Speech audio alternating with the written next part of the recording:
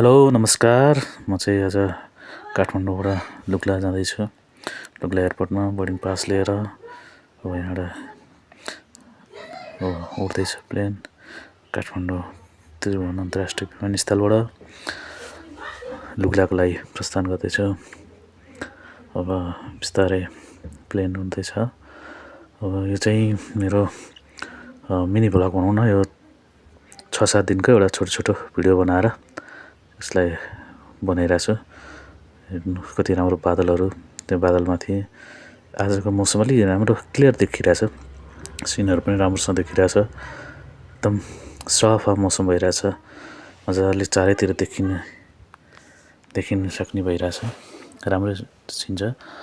यसो छोटो मिठो बनाएको भिडियो। यो प्लेनभित्र पनि यसो अलि आफ्नो कालो अनुहार कस्तो देखिन्छ भनेर यसो बनाइरहेको छु। कस्तो लाग्छ यहाँहरूले हेरेर प्रतिक्रिया दिनु होला। हेर्नुहोस् न कति राम्रो सफा देखिरहेछ।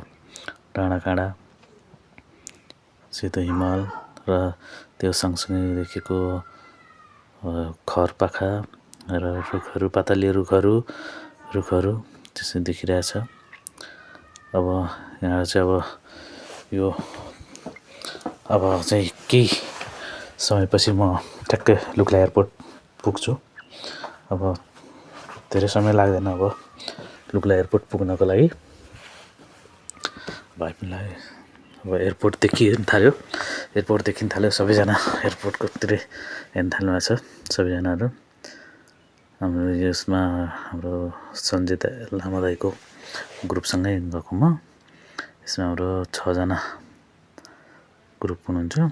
त्यो 6 जना ग्रुप सँगसँगै गएको। अब केही समयपछि हामी landing हुँदैछौँ Lukla airport.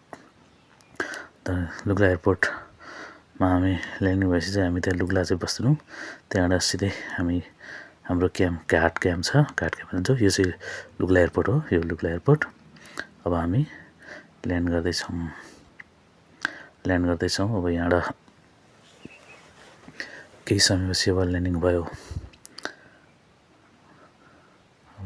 Lukla airport यो देखिरहेको ल।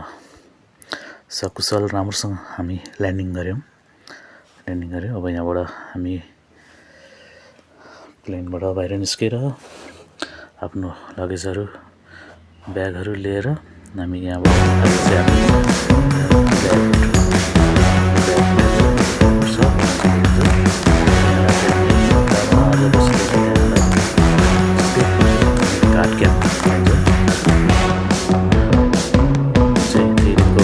हाम्रो घाट क्याम्पको यो ट्रेनमा यसो सानो भिडियो बनाइरहेको टिकटक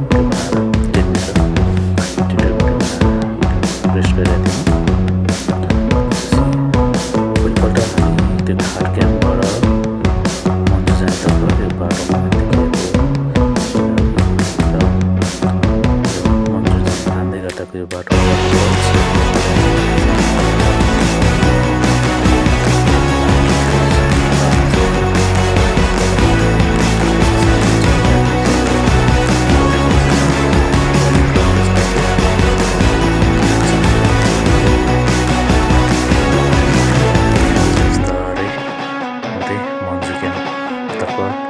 जाँदैछु। मन्जु क्याम्प हाम्रो सिजनको बेला सुनसान छ कमै हेर्नु भएको छ। अहिले कम भइरहनु छ पर्यटनहरू। तैपनि हिँड्नलाई सहजै छ। बाटो राम्रो छ हिँड्नलाई। यो चाहिँ अलिकति अगाडिको हो। यहाँबाट हामी टकटक के भन्छ यसलाई साइडमा नाम चाहिँ पछि अर्को भिडियोमा हालौँ। यो चाहिँ अब वाटरफल्स। यहाँ चाहिँ अब पहिला वाटरफल हिँडेर यता जाँदैछौँ। जानेतर्फ नै हो। खर्चहरू लागेको छ। हामी बाटो छोडेर बसिरहेको छौँ। बाटो छोडेर बसिरहेछौँ। खर्चहरू लाइ नै आइरहेछौँ। आजको मौसम राम्रो छ।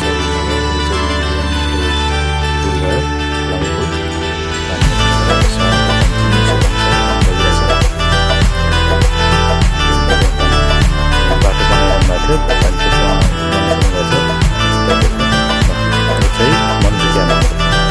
दोस्रो दिनको मन्जु क्याम्प यो क्याम्प रहेको छ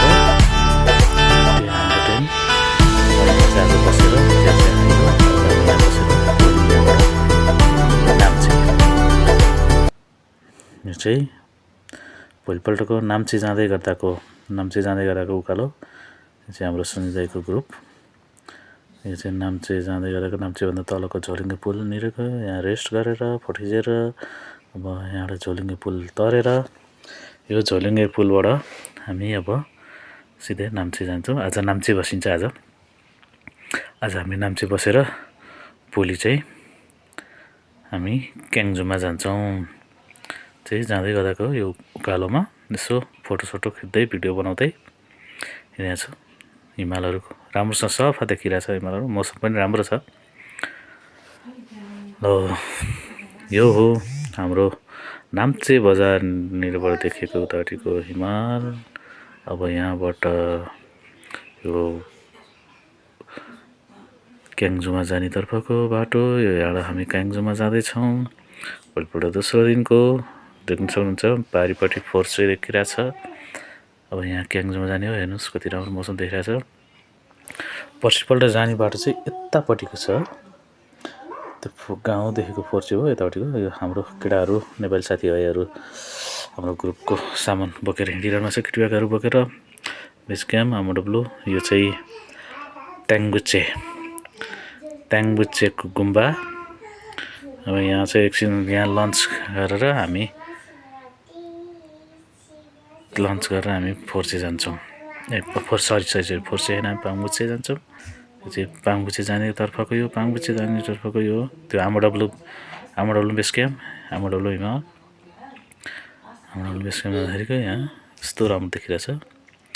अब यो एक दुईवटा यो हिमाल देखेर रोकेर फोटो खिचेर ल यो चाहिँ हाम्रो पाङबुचेमा जाँदै हेरीले सामानहरू ओसारिरहेछ। यति राम्रो मौसम छ कि अहिले है, यो मौसममा गुम्बा छ त्यहीँ। आज चाहिँ हामी यो पाङबुचे अब पाङबुचेबाट त्यो भोलिपल्टको है यो साथीहरू भोलिपल्टको यो भिडियो यो चाहिँ पाङबुचेबाट निस्केर हामी पाङबुचेको पुरानो गुम्बा त्यो हेर्न जाँदैछौँ ग्रुपहरूसँगै। त्यो देखिरहेको आमाडब्लु भोलिपल्ट हामी यो दिङबुचे जानेतर्फको हो। यो यहाँबाट अब यो